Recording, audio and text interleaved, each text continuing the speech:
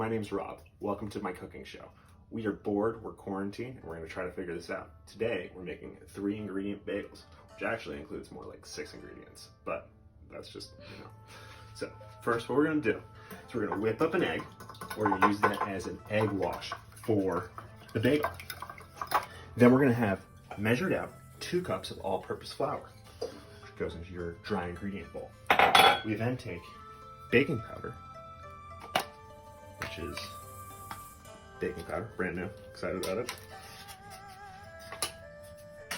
We take a teaspoon of baking powder. Make sure you clean as you go, as I've been told. We take a generous teaspoon of salt. It's supposed to be sea salt, but we in this house use Himalayan pig salt. Good for it. Pure salt. Then, plain Greek yogurt. Take 1.5 cups of plain Greek yogurt. Make sure you measure this out. This is your wet ingredient. This brings acidity to the bagel. Gives it that sort of nice brine to it. All right, that's good. Put that in there.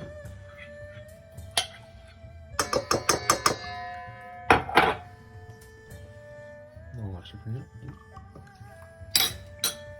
Then we mix.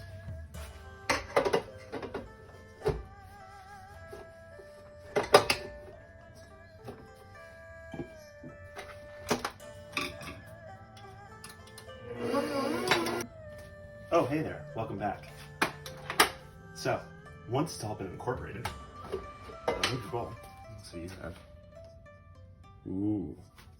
Now onto a well-floured surface, take out your dough and begin to reincorporate it, making sure that you're mixing it until it's no longer sticky. Give it a little knead. Continue to add the flour into the dough.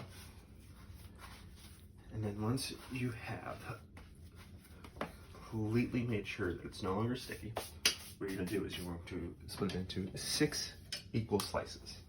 So I like to go with the pizza technique here. So we go 1, 2, 3, just like a pizza. Now these individual pieces will all become bagels. The way that we do this is we actually will roll them out into long snake-like cylinders. Now something you'll have to remember is that these will expand. So what you're going to want to do is you're going to make sure that they're nice and thin, and then when you feel like they are the right width, the right diameter, nice and equal as well,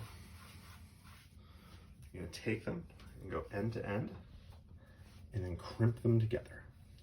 Now these will expand. What will happen is if you don't have a good crimp, then they'll actually separate. So you want to make sure that they are nice and formed well together. So there's one of our bagels.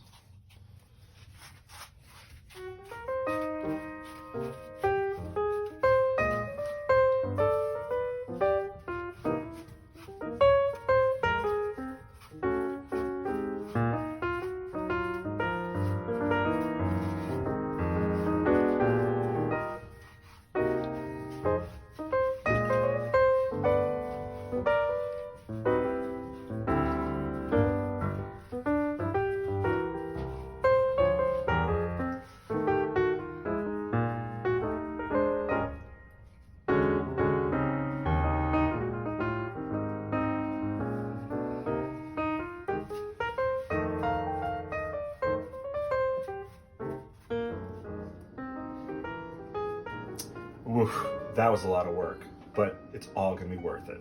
Next, what we're gonna do is we're gonna start to add the egg wash to the top of the bagels. Now, I suggest doing this once the bagels are actually on your cooking surface. We like to use a pizza stone. What we get from that is we get a lot of heat from the bottom. It also makes sure that we don't have to use any extra items such as wax paper or any extra oil. So what we're going to do is we're going to throw these right on here. Remember, these will expand. We have just enough room for all 6.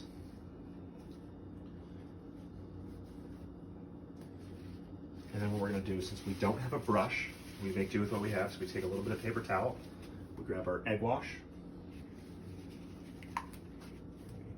begin to add a nice coating of this egg wash, which is literally just 1 beaten egg on top of our bagels.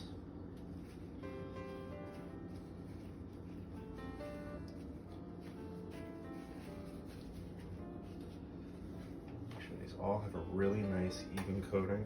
This is going to help the bagel kind of get that nice browning color on the top. So I would suggest to make sure that you're really focused on getting the entire bagel covered as much as you can, just in the top half. It's very important. It also helps your ingredients to stick on top of it, which we'll get into next. This is also a good time to fix any imperfections that you might see. So if you have a bagel that seems like maybe it isn't connected as well as the other ones, I would definitely try to adjust that now. They will be fine, they're not going to move too much, but you like to have them all come out as evenly as possible.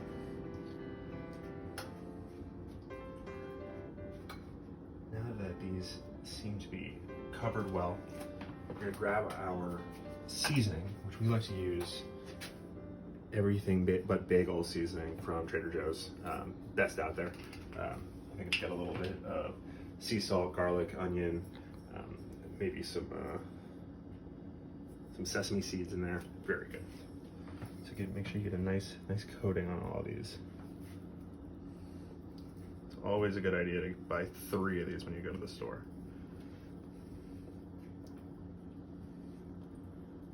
There's the ground. All right. Now, we have an oven that's heated to 375 degrees. What we're going to do is we're going to place this in here for about 8 minutes, and then we're going to come back and check on them.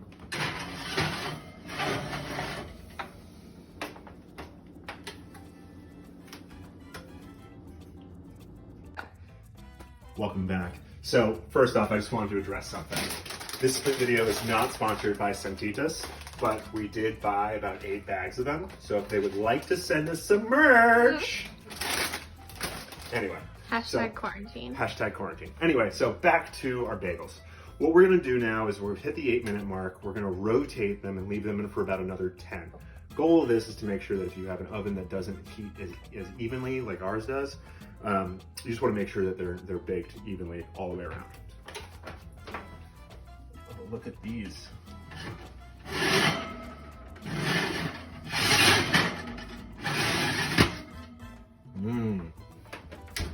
So another 10 minutes, we'll pull them out, let them sit for a little bit, cut them up, ready to eat. Oh, hi. Now that our 20 minutes are up, we're gonna pull the bagels out. We're gonna put them on the rack over here, and we're gonna see how they look.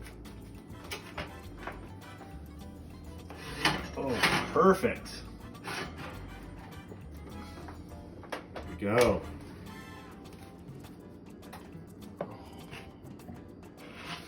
Very hot, so be careful. Let's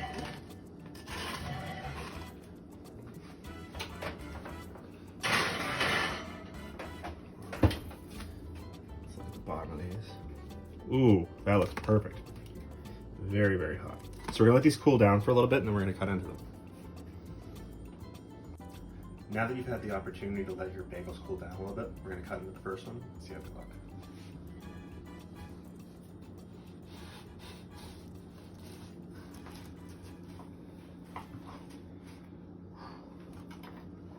Oh, look at that. Nice and fluffy, a little moist. Really nice coloring. These are perfect. Time to put some cream cheese on them and enjoy.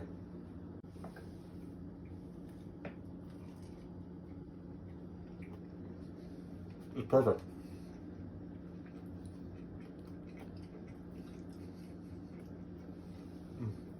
3-ingredient bagel. Well, 6. Thanks for joining me, and tune in for some more fun at-home cooking projects.